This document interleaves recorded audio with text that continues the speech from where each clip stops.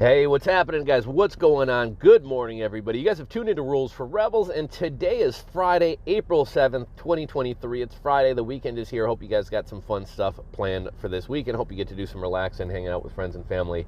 And the weather's starting to get nicer here. It's starting to feel like spring, so hopefully you guys are going to get outdoors and got some fun stuff planned to do. In today's video, we're going to be doing another one of these rundowns. We got a number of interesting business stories to share with you guys. We're going to be talking about the economy and a whole lot more. We'll be talking about how markets closed up yesterday. One of the big stories we're going to be talking about today is the automation Walmart currently has in the works. Walmart is saying that by 2026, over 65% of the work that's currently done in stores, in Walmart stores by humans, 65% of that is going to be taken over by automation, so they won't need human employees. And in the Walmart warehouses and fulfillment centers by 2026, again, that's only 3 years away, 65% of the work currently being done by people is going to be done by automation. That's going to take a lot of jobs. We're also going to be looking at some statements from Jan Heidsas from Goldman Sachs, who says 2/3 of U.S. jobs could be affected by automation. In the next decade, we're expected to lose 300 million full-time jobs that could be lost to automation across the U.S. and Europe. And if you look at a lot of the retail stores you go to, you walk into a Walmart now, I mean, 5 years ago, you'd probably have 5, 6, maybe 10 cashiers, depending on the day, depending on how busy it is. Today, I go into a Walmart, there is not, sometimes there's not a single real cashier line set up, right? It's all going through the automated checkout. I was recently in a CVS. I mean, even CVS and Walgreens are starting to put in the automated checkouts to where you just check yourself out. And there's a gas station near me that has the automated checkouts. A few months back, we talked about that McDonald's down in Fort Worth or somewhere down in Texas, where the entire McDonald's is run automated. You might have 2 or 3 people back in the kitchen, but everything else, even when you pull through the drive-thru, it's a conveyor belt that's giving you your food. So we're going to be talking a little bit about automation. We're going to be talking about the collapse of NFT sales. I got an interesting article from the Wall Street Journal. Bosses want hard workers, so they're hiring older people. Some interesting stats from the Economic Collapse blog, and a number of other things. We also have Amazon Web Services, who's doing what they're calling a small number of layoffs. But the fact that Amazon Web Services is actually laying people off is crazy, because e-commerce historically has been growing and has been expected to grow into the future. So it's looking bad if Amazon Web Services is laying people off. And then I think one of the last stories of the day we're going to be discussing, Yahoo Finance. First came the return to office policies, now comes the discipline. It talks about how, at first companies kind of gently nudge people to come back into the office. They tried offering perks, having yoga classes, offering food, offering swag. People didn't come back. Then they got a little bit stricter. Hey, you guys really need to come back. We mean business. People still ignored them, and now people are finding that they're being laid off if they are refusing to come back into the office. So we're going to be talking about all those stories and more in today's video. Let's do a couple housekeeping things before we get started. First, I wanted to give a shout out to the sponsor of today's video. The sponsor of today's video is Augustin Farms. Augustin Farms is a supplier of emergency food kits. So you can buy an emergency food kit from Augustin Farms. They have all different types of meals, all different types of kits. But Augustin Farms store on Amazon, it's the #1 selling store of emergency food supplies. And I'm going to link down below. Check out their lunch and dinner emergency food supply. It comes with over 92 servings, over 21,000 calories. These things have a 25-year shelf life. So if you want to be prepared, all it's going to cost you is $75, and you have, potentially 3 months of food. All for $75. Throw it in the back of your closet, forget about it. But if you ever need it, you have it. Think about back when we had the toilet paper shortage back in 2020. Think about how crazy people were about toilet paper. And ultimately, you don't even need toilet paper, right? You can wash your ass in the shower. You don't necessarily even need toilet paper. But think about how crazy people were about toilet paper. And now imagine if you couldn't get food. We all kind of experienced empty grocery store shelves, back in 2020, 2021. Even till today. We just talked about in a video the other day how Aldi has a lot of empty shelves. They're having trouble getting things in. Trader Joe's is having trouble getting things in. And we're hearing more and more warnings from farmers about how there's not going to be enough beef in the coming years. There's not going to be enough about a lot of food. And it amazes me how few people are prepared, especially when it takes so little money to be prepared. Imagine if, something happened to the power grid and you weren't able to get clean water. Imagine if something happened to your town's water supply. How much water do you have around the house to actually make it through? And think about how little money it actually costs to be prepared. You know, you could get yourself a couple 24 packs of water for under $10, under $12, and that's potentially several weeks, maybe even a month or two's worth of water. And all it's going to cost you is $20 to be prepared. And with this Augustin Farms food kit, again, for just $75, free shipping on Amazon, you get the #1 best-selling food kit on Amazon, 92 servings. That's potentially 3 months or even longer worth of food if you really had to make it stretch. So I will link to them down in the description box below. Check them out, Augustin Farms Emergency Food Supplies. Also, just wanted to give a suggestion for a YouTube channel, YouTube video to check out. I've mentioned this one before, Matthew Cox, or Inside Crime with Matthew Cox. Matthew Cox was initially a guest on the Concrete podcast. People really liked him. People really liked his stories. He wound up going to prison for mortgage fraud. While he was in prison, he became a writer and started writing a lot of true crime stories for other people who were in prison with him. John Boziak, a big credit card scammer back in the early 2000s, was one kind of guy he had on his show. He's also one of the guys he's written a book about. Matthew Cox, amazing artist. He sells his art through his YouTube channel. He's got his own podcast where the first kind of couple episodes, or the first couple months of his podcast, it was kind of him talking about the true crime stories he'd written and having some of these guests on. And now he does interviews with people who've been involved in all different types of crimes. But he had a really interesting video the other day. Let me see if I can find the YouTube video.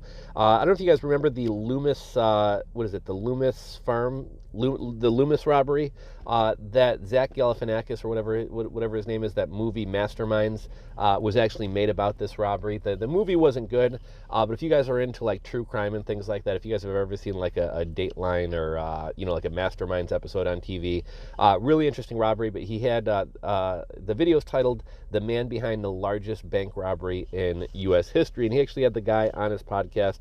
Really interesting episode, so check that one out. But really, I kind of enjoy all of Matthew Cox's videos. So if you're looking for an interesting new YouTube channel to check out, and if you are kind of into the true crime niche, I think you guys will really enjoy that one. Let's talk about how markets closed up yesterday, or closed yesterday. The Dow closed up just slightly. NASDAQ closed up 0.62%, and the S&P 500 closed up 0.36%. Crypto markets closed down a couple percent. Bitcoin has dropped below that 28,000 mark, though Ethereum is still holding and trading above 1,800. Now, let me get a sip of my coffee here, guys. So this is one of the big stories of the day. Mass automation to sweep across Walmart by 2026. That's only 3 years away. That's less than 3 years away. Walmart, the largest private employer in the U.S., is going to be automating large swaths of their stores and warehouses within the next 3 years. By 2026, Walmart believes that 65% of their stores will be serviced by automation, and 55 of their fulfillment centers will be serviced by automation. So think about that. Over half of the people currently working in Walmart stores and warehouses will not have a job in 3 years. Those jobs will be done by robots, or the process will somehow be automated. Walmart is saying that this could improve unit cost by 20% or more. And I thought this was funny. Walmart came out and said, there's going to be fewer employees, but we might wind up paying these employers even more because we're not having to pay as many people. Do you think Walmart is actually going to pay people more? No, Walmart's going to continue to pay people the shit wages that they pay people today. They're just going to have less people to pay, so they're going to make more money and have better profits. As Walmart shifts towards automation, demand for human labor will drop. So that's kind of crazy. Think about that. Only 3 years away, and over half the workers at Walmart, the largest employer in the U.S., are no longer going to be needed. And we got another article that talked about someone from Goldman Sachs, Jan Hatzius. He had recently talked about how 2/3 of jobs in the U.S. And Europe are exposed to some degree by automation and AI. And he says within the next decade, 300 million full-time jobs could be lost to automation. And we're already losing full-time jobs. And what jobs are we picking up? Service sector jobs, barista jobs, bartender jobs, retail jobs, low-paying part-time jobs with no future. Those aren't the jobs that this country needs. There's currently less workers. Okay, so kind of moving on to another story, another topic. There's currently less workers leaving jobs quitting jobs or taking new jobs. And, from 2020 to 2023, we had labor shortages. It was a great time to leave your job for a new job and get a substantial raise, maybe even double your income. But that is slowing down. We have much less people leaving jobs, quitting jobs, or taking new jobs. And that's a sign that people are less confident in today's job market. We got another article from The Hedge. NFT sales collapse as crypto bros rein in luxury spending. Over the past few years, sales of art, expensive watches, and luxury cars, as well as NFTs, have exploded. We've kind of talked about how the used watch market is kind of drying up. Prices are coming down. Same thing with exotic cars. In 2021, $2 billion in NFTs were sold. And that was up from just $20 million the year prior. So in 2020, only $20 million worth of NFTs were sold. Over $2 billion sold the next year in 2021, but that number has since halved. We got another article from Wall Street Journal. I thought this one was kind of interesting. If you guys want to check it out, the article is titled "Bosses Want Hard Workers, So They're Hiring Older People." And the article kind of talked to a number of business owners. It kind of talked about how they were fed up with millennials and Gen Zers and high school and college students who don't show up for shifts. They call out sick. They don't have a good attitude at work.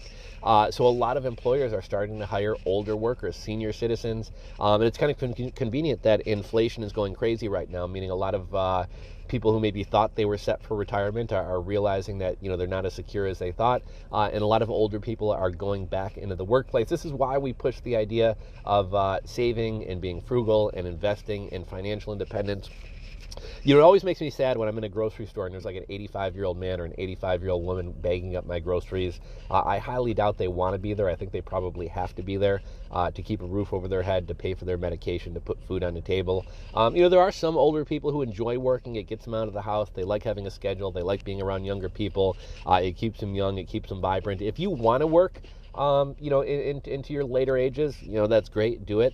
But it would be nice to have the choice not to have to if you're in poor health or you just don't want to work. So we're starting to see older people coming back into the workforce, and employers are happy to have them back because employers say they're having trouble with younger workers. And I've kind of seen this myself among some friends of mine who own businesses, restaurants, and even some clients that I have.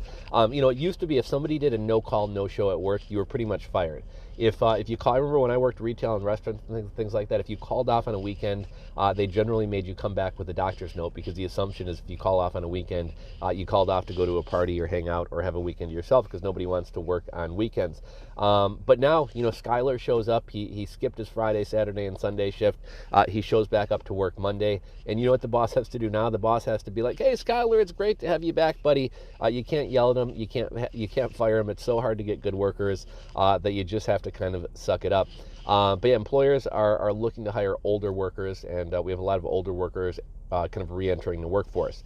We got a story from the Economic Collapse blog. These economic numbers are staggering. One study found 44% of Americans are working more than one job, which is a 13% increase since 2020. Inflation is really eating away at people, and this is according to a Lending Club survey or study. 69% of employed professionals either have a side job or want one, and over 60% of the population is living paycheck to paycheck, with 48% of high-income earners living paycheck to paycheck. We've talked about this before. I think something like 68% of millennials earning six figures still report that they're living paycheck to paycheck. And this blog post from the Economic Collapse blog didn't touch on this, but a big story going on right now.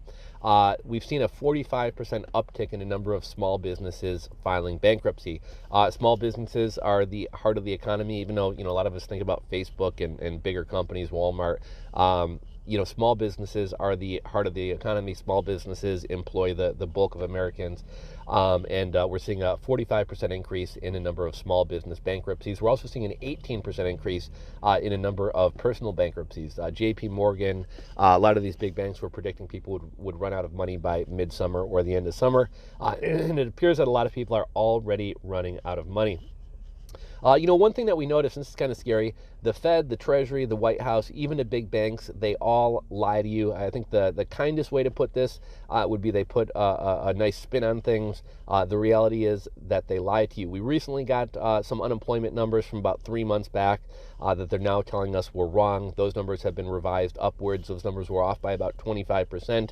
And do you guys notice a trend here, right? The governments, the banks, the Fed, they all lie to you. They all kind of say numbers are better than they are. And then a couple months later, they'll come out and be like, oh, those numbers are wrong. Those numbers have been revised. And they tell you that 3 months ago, things were way worse than they were. And then today they tell you things are great again. And in 3 months from now, they're going to tell you things were not so great. Remember back during Black Friday and the holiday shopping season, the media, the stores, the banks, everybody was telling you that it was the greatest Black Friday shopping season of all time. It was the greatest Black Friday of all time, record numbers of people shopping, record number of sales. And then, I kind of called bullshit on that. I was out at stores, I was out and about, I didn't see anybody shopping, even just kind of personal anecdotal things. People I knew weren't spending as much on the holidays. People were kind of cutting back. And then it wasn't until like February that we start hearing that, oh yeah, turns out Black Friday and the holiday shopping season wasn't as great as we told you guys. And if you look at it adjusted for inflation, it was actually a horrible Black Friday, Cyber Monday, and holiday shopping season. But this is just kind of a trend that we see. You're given one set of numbers, and then 3 months later, you're told those numbers were revised and things were much, much worse. Let's talk a little bit about layoffs. Amazon Web Services says they're doing, quote unquote, a small number of layoffs.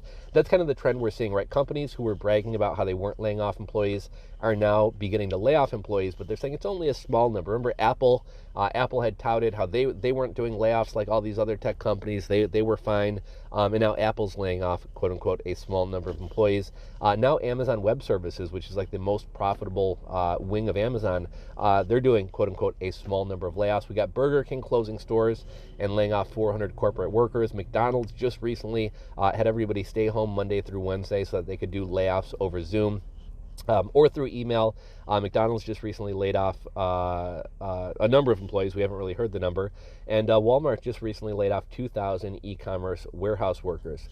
Here's an interesting one having to do with remote work and a return to the office. Yahoo Finance. Title of the article, First came the return to office policies, now comes the discipline. The article talks about how companies are now punishing the work from home holdouts who are refusing to go back into the office. Initially employers tried softly coaxing people back with incentives.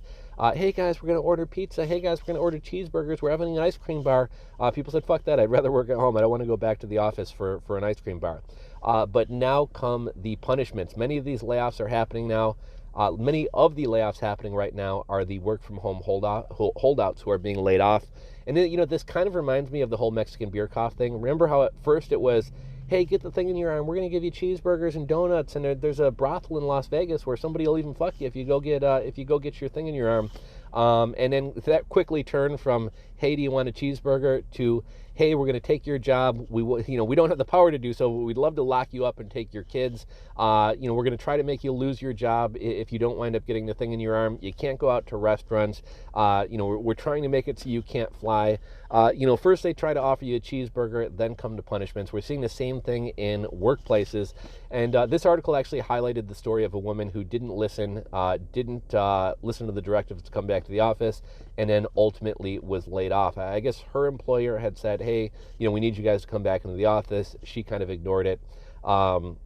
Eventually, she went to her employer and said, look, I'm going to move a couple hours away from here, and it's just going to be too hard to commute. And the employer said, you know what? That's going to really make it really difficult to do your job. I would suggest that you don't move several hours away from the office. We're serious. You have to be back in here at least a couple days a week. She refused to come back. She moved a couple hours away. And then eventually the employer told her that they were considering her not coming to the office a voluntary resignation. She continued to not come into the office.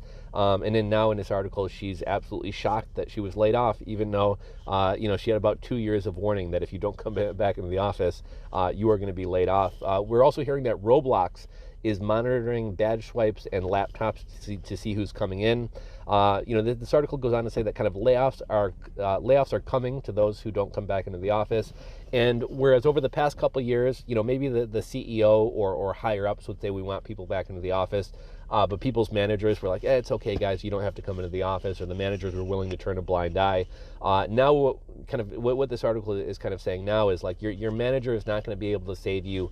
These companies want people back into the office, and you're either going to come back into the office or you're going to find yourself without a job. But we're going to wrap things up there. That is the stories for today. If you guys enjoyed today's video, give it a thumbs up.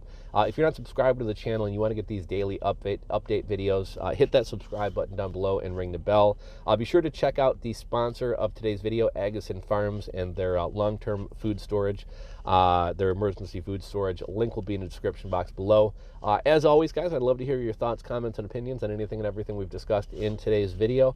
And hope you guys enjoy the weekend. I'll catch you on Monday's video. Later, guys. Peace.